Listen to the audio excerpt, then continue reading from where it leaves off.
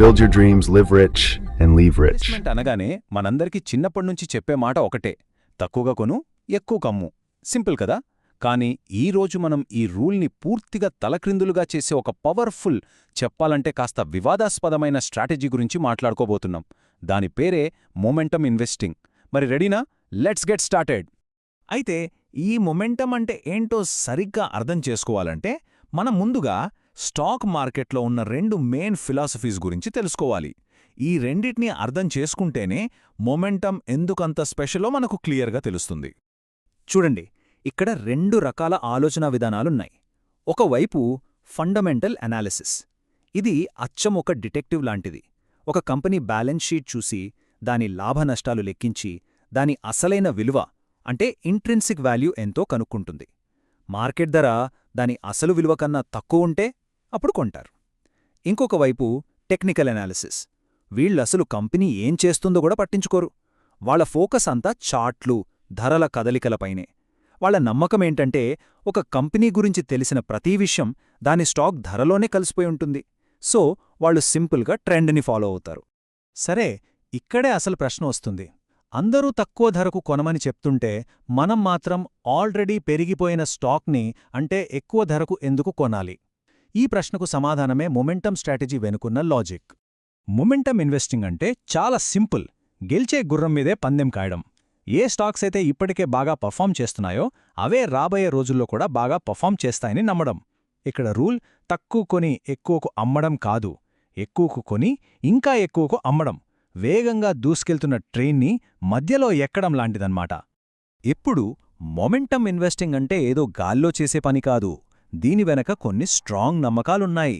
మొదటిది, మార్కెట్లో ధరలు కేవలం సప్లై డిమాండ్తోనే నడుస్తాయి. రెండోది, ధరలు ఎప్పుడూ ఒక ట్రెండ్లో కదులుతాయి. అంటే ఒకసారి పెరగడం మొదలుపెడితే కొంతకాలం పెరుగుతూనే ఉంటాయి. ఎందుకంటే ఒక మంచి న్యూస్ రాగానే ముందు కొంతమంది కొంటారు, ఆ తర్వాత మీడియా దాన్ని కవర్ చేస్తుంది, ఆ తర్వాత మనలాంటి రీటైల్ ఇన్వెస్టర్లు ఎంటర్ అవుతారు. ఇలా ఒక చైన్ రియాక్షన్ లాగా ట్రెండ్ కొనసాగుతుంది. ఈ ట్రెండ్లను మనం చార్ట్స్లో పట్టుకోవచ్చు.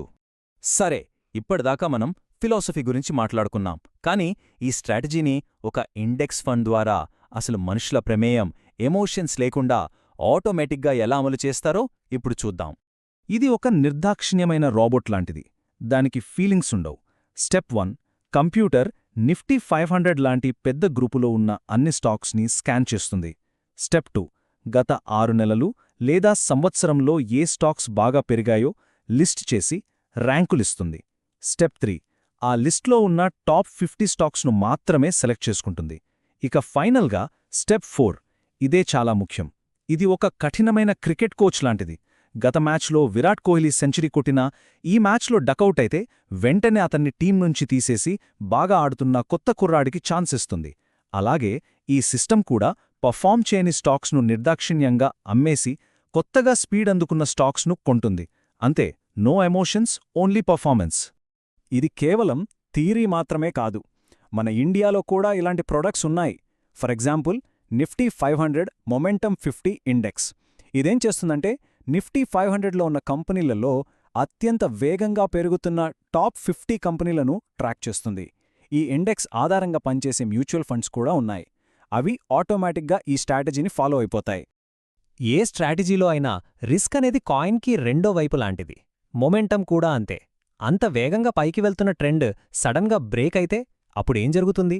ఇదే మొమెంటంలో ఉన్న అసలైన ప్రమాదం. మార్చి 2020లో కరోనా వల్ల మార్కెట్ క్రాష్ అయినప్పుడు పరిస్థితి ఎలా ఉందో చూడండి. ఆ టైంలో అందరిలోనూ భయం, ప్రపంచం ఏమైపోతుందో అని కంగారు. ఇలాంటి భయంకరమైన పరిస్థితులు ఏ ఇన్వెస్ట్మెంట్ స్ట్రాటజీకైనా ఒక అగ్నిపరీక్ష లాంటివి. అసలు మార్కెట్ పతనాలు ఎంత దారుణంగా ఉంటాయంటే వాటిని ఆపడానికి రెగ్యులేటర్లు ఎమర్జెన్సీ బ్రేకుల్ని పెట్టారు. వాటినే సర్క్యూట్ బ్రేకర్లు అంటారు. ఇండెక్స్ ఒకే రోజులో 10% కన్నా ఎక్కువ పడిపోతే ట్రేడింగ్ని కొద్దిసేపు ఆపేస్తారు. ఇది ఎందుకంటే భయంలో ఇన్వెస్టర్లు తప్పుడు నిర్ణయాలు తీసుకోకుండా కొంచెం టైం ఇవ్వడానికి. సో ఇక్కడే మన అసలు విషయం గుర్తుంచుకోవాలి. మొమెంటమ్ ఫండ్స్లో ఏముంటాయి? అత్యంత వేగంగా పెరిగిన స్టాక్స్. మరి మార్కెట్ పడినప్పుడు ఏం జరుగుతుంది? ఏవైతే అంత వేగంగా పైకెళ్లాయో అవే అంతకన్నా వేగంగా కిందికి పడిపోతాయి. Simple logic. స్పీడ్గా వెళ్లే బండికి యాక్సిడెంట్ అయితే డ్యామేజ్ కూడా ఎక్కువే ఉంటుంది. ఇంత రిస్క్ ఉంది కదా, అయినా ఈ స్ట్రాటజీని ఫాలో అవ్వాలనుకుంటే సొంతంగా చేయడం కంటే ఒక మ్యూచువల్ ఫండ్ ద్వారా చేయడం ఎందుకు బెటరో ఇప్పుడు క్లియర్గా చూద్దాం. ఇప్పుడు ఒక డౌట్ రావచ్చు, ఈ రూల్స్ అన్నీ ఇంత సింపుల్గా ఉంటే మనమే డైరెక్ట్గా స్టాక్స్ కొని అమ్ముకోవచ్చు కదా, మధ్యలో ఈ ఫండ్కి డబ్బులివ్వటం ఎందుకు? సొంతంగా చేయడం అంత ఈజీ కాదు. ఎందుకంటే ఈ టేబుల్ చూడండి, ప్రతి కొన్ని నెలలకి పర్ఫామ్ చేయని స్టాక్స్ అమ్మి కొత్తవి కొనాలి. అలా చేసినా ప్రతిసారి బ్రోకరేజ్ ఛార్జీలు పడతాయి. అంతేకాదు, ఏడాదిలోపు స్టాక్స్ అమ్మితే వచ్చే లాభం మీద short term capital gains tax చాలా ఎక్కువగా ఉంటుంది. అదే ఒక మ్యూచువల్ ఫండ్లో అయితే ఈ కొనుగోళ్లు, అమ్మకాలు అన్నీ ఫండ్ లోపలే జరిగిపోతాయి. మనం ఫండ్ యూనిట్స్ అమ్మేంత వరకు మనకు ఎలాంటి ట్యాక్స్ ఉండదు. సో ఖర్చుల పరంగా, ట్యాక్స్ల పరంగా ఫండ్ చాలా ఎఫిషియెంట్గా ఉంటుంది. ఈ కాన్సెప్ట్ని ఒక సింపుల్ అనాలజీతో అర్థం చేసుకుందాం.